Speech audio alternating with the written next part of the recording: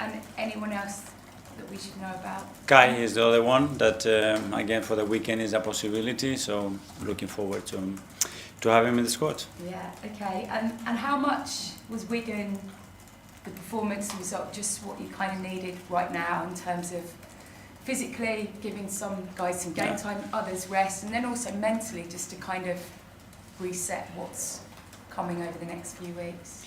Yeah, well, very little time to reset because we're going to play a game tomorrow and then on Sunday again, and then we continue to play. But really good because that means that we are in every competition in a really strong position as well. So it was good because I liked a lot what the players delivered. Some players that didn't have many minutes, and the attitude, the way we attacked the game, it was very impressive.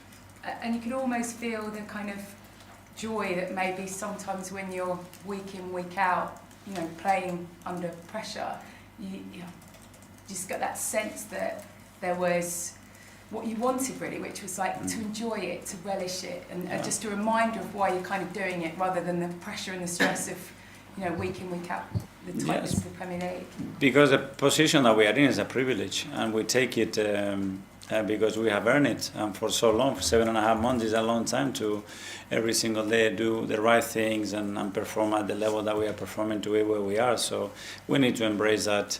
Tomorrow we know we're going to play a really difficult match. Our recent past with them showed how tough it was to actually win the 3 points. I know Rob really well and how he sets his team, so it's going to be a tough test. And just finally from me, having had a little bit of a break, we are back on it, you know, in the whole title race and everyone looking at, I know you're not, but everyone looking at everyone else and who's playing which game where. Pep sort of spoke after the cup game on the weekend and said, you know, we're where we need to be, and I know that my players understand what to do kind of from here on in because we've been there and we've done it. When you look at your players, what gives you the confidence this year that although you haven't been there and done it this year, you can go and do it? Well, they have given me the confidence that what we've done up to now every single day, and that's the biggest reassurance to do it in every competition, in the manner we've done it, with all the challenges that we faced already.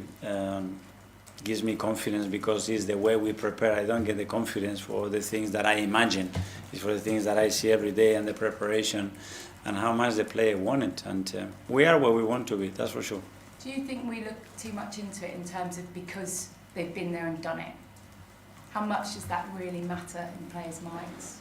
I don't know. Obviously, we are looking at what we are doing and especially what we have to do in the present time. So tomorrow, how we have to perform against Wolves to do it better than that and win the game. And that's it. Thank you. Thanks, Sarah from the Premier. Hi, Mikel. Hello. You just mentioned you know Rob Edwards very well. When he was managing Luton, he gave you some tight matches there as well. What have you made of like Wolves this season, and what do you expect of them tomorrow? Well, because most of the game, that's what they are doing against opponents, and he came in a really difficult moment for the club, and I know how he feels about the club and the way he works, and it's going to be very tough. If we do the things that we do really well, we have a big chance to win the game, and we need to play as well with that purpose and confidence. We know from yourself and the players how much of a leader Mourinho is, and obviously how much he helped tactically on the pitch. He's very smart in that aspect. I just wanted a little bit of insight because some Premier League managers like to keep the recovery of players quite separate to the main squad. What's your philosophy when there's injured players? You like to keep them very included, you like to keep them around, especially if someone of his calibre?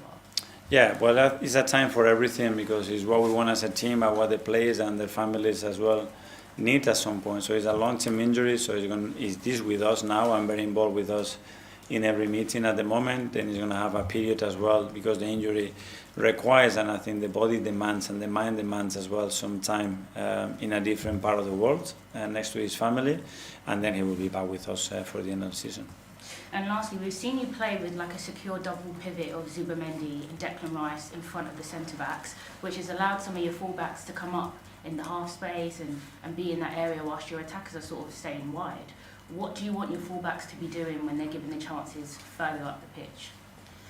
Well, depending on the position that we are playing and which space, as you mentioned, occupying, they occupying the width, the base, the pocket, and have that functionality in the team, I think is really, really positive. Then we will adapt to the players that we have because some of them are more comfortable in certain spaces. But I think what our fullbacks are doing this season, it's another level. Thank you. Ian Thompson. Hi Mikel, Hello, how are you?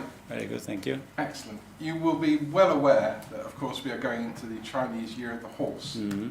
So, you weren't able to win against Wolves. I'm a Spanish, yeah?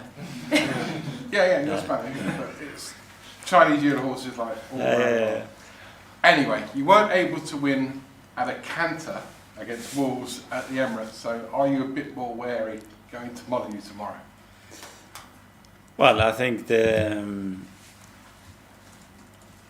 understanding of the difficulty of the match is always there in any game in the Premier League. But when you come to the last stages of the season, you know the importance of every win and what you have to do. And I sense the team in a really good emotional state. Really looking forward to play tomorrow, and that's why play with that energy, that confidence, and I'm sure we'll continue to do what we've done.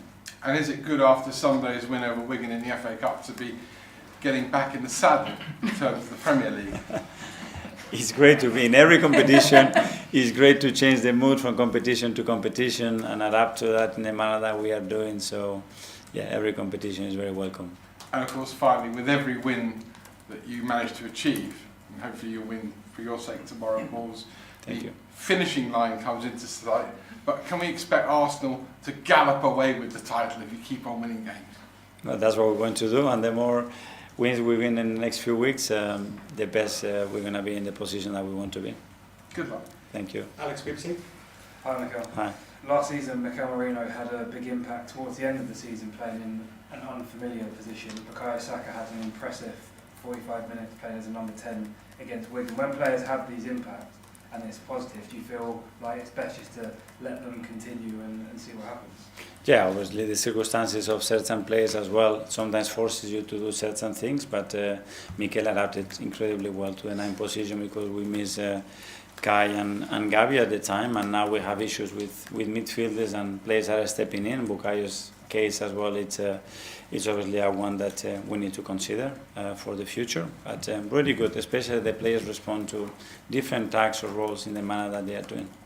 How did he react to it after coming up at 45 minutes? Did he feel like he enjoyed playing as a number 10?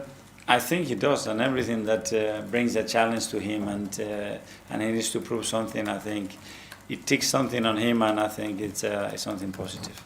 James Athletic.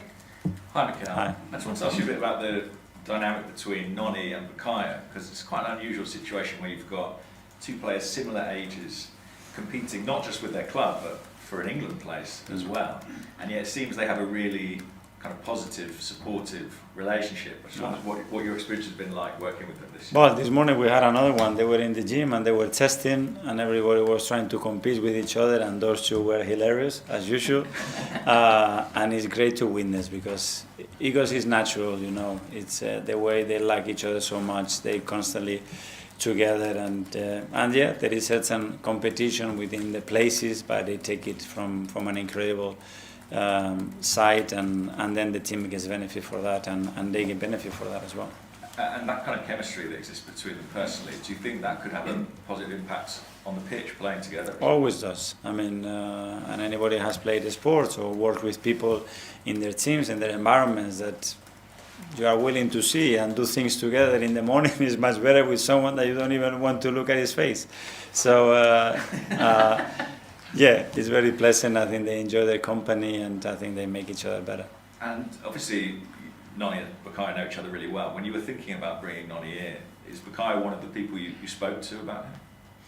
Yes, I did, especially with the England boys, obviously, because they knew him really well, with some people that had Noni in the academy as well, because it's very important to understand the trajectory and how players and coaches feel about their experience with him. Tom Reed.